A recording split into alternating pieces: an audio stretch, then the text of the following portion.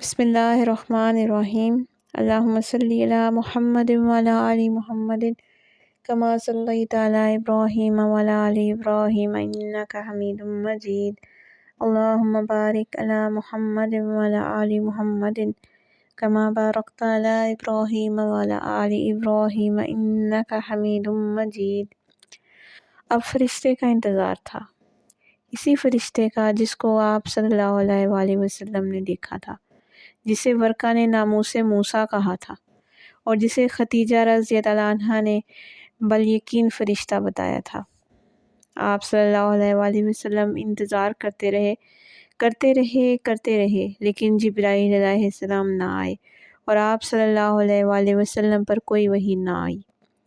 دل میں پھر ایک طوفان اٹھا، اس وقت میں کیا کروں، لوگوں کو کس طرح دعوت دوں، یہ سمجھانے کے لیے جبرائیل کیوں نہ آئے، جبرائیل نے ملنا کیوں چھوڑ دیا، جبرائیل پھر کیوں کوئی پیغام نہ لائے۔ آپ صلی اللہ علیہ وآلہ وسلم بہت فکر مند ہوئے، دمکتا ہوا چہرہ بجھ گیا اور ہنستا ہوا دل رونے لگا۔ بی بی خدیجہ کا بھی یہی حال تھا، وہ بھی آپ صلی اللہ علیہ وآلہ وسلم کی طرح بہت فکر مند ہوئی اور غم میں گھلنے لگی، لیکن ضبط سے کام لیا اور دل کا غم چہرے پر نہ آنے دیا۔ جہاں تک ہو سکا تسلی دی، اور جس طرح ہو سکا آپ صلی اللہ علیہ وآلہ وسلم کا دل بہلایا۔ آپ صلی اللہ علیہ وآلہ وسلم پھر غار حرا جانے لگے۔ دن رات آپ صلی اللہ علیہ وآلہ وسلم وہیں رہتے، عبادت کرتے اور اپنے رب سے کہتے، اے رب، تو نے مجھے نبی بنایا تھا، پھر یہ کیا ہو گیا؟ غم سے سینہ جل رہا تھا، ایک آگ تھی جو اندر سلگ رہی تھی، ایک شعلہ تھا جو دہک رہا تھا۔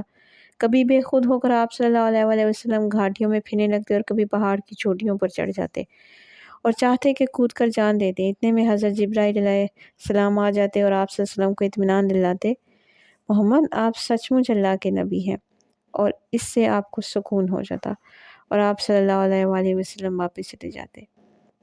لیکن کچھ ہی دنوں بعد پھر وہی کیفیت ہوتی، پھر آپ صلی اللہ علیہ وآلہ وسلم پہاڑی پر چڑھ جاتے کہ کود کر جان دے دیں۔ حضرت جبرائیل علیہ السلام پھر سامنے آتے اور اسی طرح اطمینان دلاتے اور آپ صلی اللہ علیہ وآلہ وسلم واپس چلے جاتے۔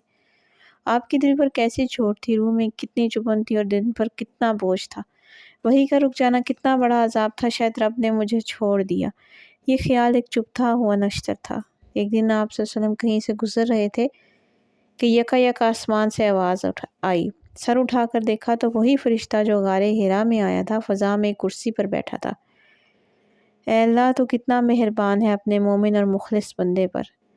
فرشتے کو دیکھتے ہی آپ صلی اللہ علیہ وآلہ وسلم ہلنے لگے، کانپنے اور لرزنے لگے۔ پہلی بار آپ صلی اللہ علیہ وآلہ وسلم کا جسم کانپ رہا تھا، ہوا کے پتوں کی طرح ہل رہا تھا، لیکن کیا یہ کانپنا بھی اس طرح کا تھا؟ کیا یہ ہلنا بھی اسی جیسا تھا؟ خوف اور گھبراہٹ کا، رعب اور دہشت کا نہیں، اس میں مسرت تھی، حلاوت تھی، خوشی اور اطمینان کی ٹھنڈک تھی۔ آپ اسی حالت میں گھر آئے اور فرمایا، مجھے کچھ اڑا دو۔ چنانچہ آپ صلی اللہ علیہ وآلہ وسلم پر ایک کپڑا ڈال دیا گیا کہ اتنے میں فرشتہ یہ وحی لے کر آ گیا، اے کپڑے میں لپٹنے والے، اٹھو، پھر ڈراؤ اور اپنے رب کی بڑائی بیان کرو، اور اپنے کپڑے پاک رکھو اور گندگیوں سے الگ رہو۔ اب کلیجے کو ٹھنڈک نصیب ہو گئی، ذہن کو سکون مل گیا اور طبیعت کو اطمینان ہو گیا، سب اندیشے دور ہو گئے اور سارے خطرے جاتے رہے۔ اور رہی خدیجہ تو نہ پوچھو ان کا کیا حال تھا، دل گلاب تھا اور چہرہ چمکتا ہوا شہاب، کیونکہ ان کی تمنا پوری ہو گئی، ان کی آرزو برآئی، وحی کا انتظار تھا، وحی پھر آ گئی۔ اس کے بعد کئی بار وحی آئی، حضرت جبرائیل علیہ السلام آتے رہے اور رب کا پیغام سناتے رہے، لیکن خدا کا کرنا کچھ دنوں بعد پھر وحی رک گئی۔ ادھر دعوت کا سلسلہ شروع ہو چکا تھا اور کافروں کی طرف سے مخالفت بھی ہو رہی تھی۔ مخالفت کے لیے تنکے کا سہارا کافی تھا، وحی کا رک جانا تو خیر بہت بڑی بات تھی۔